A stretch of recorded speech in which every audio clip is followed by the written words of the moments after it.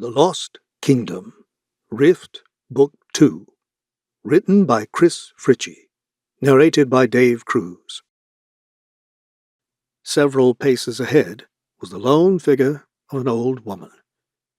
She sat in a simple chair on a low pedestal. Her frail body leaned forward, and she had her face in her hands, which were thin and gaunt. "Did you notice she hasn't moved?" Brell asked.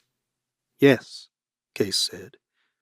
"I think—" He took a few cautious steps closer until he could see her clearly, then stopped and put his hands on his hips. "It's a statue."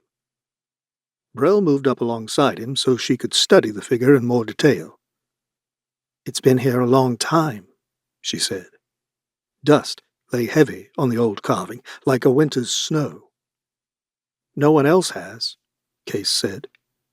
The statue was placed in the middle of a small amphitheater with 30 or more paths, all converging like spokes on a wheel. "There's no footprints on the floor," he said. "We're here now," Brell said. "What now?" "It says, 'Leave the bag next to the old woman,'" he said, reading the note. "Be warned.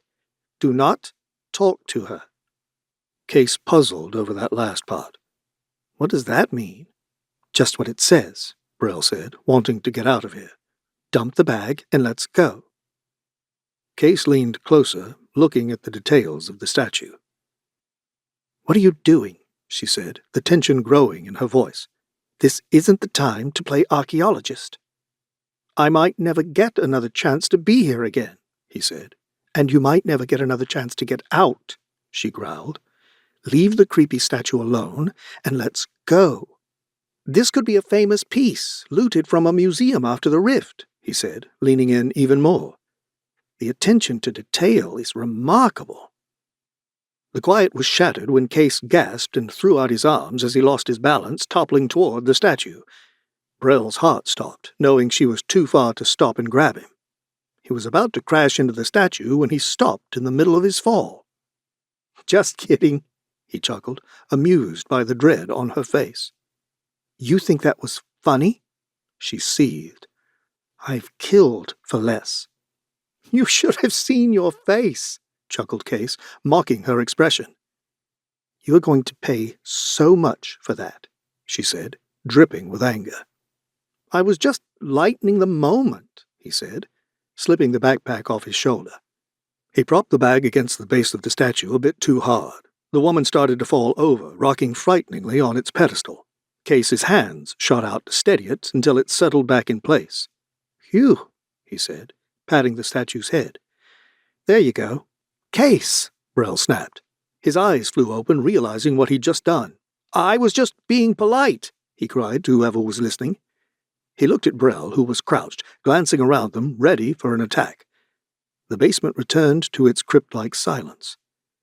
They paused, breathlessly, turning away from the statue, searching the quiet for the slightest noise. But nothing happened. Kase shrugged, offering Brell a weak smile of apology. "All you had to do was put down a bag," she rasped. "How hard is that?" A creak behind them had them turning back around. The old woman's withered stone face was looking at them.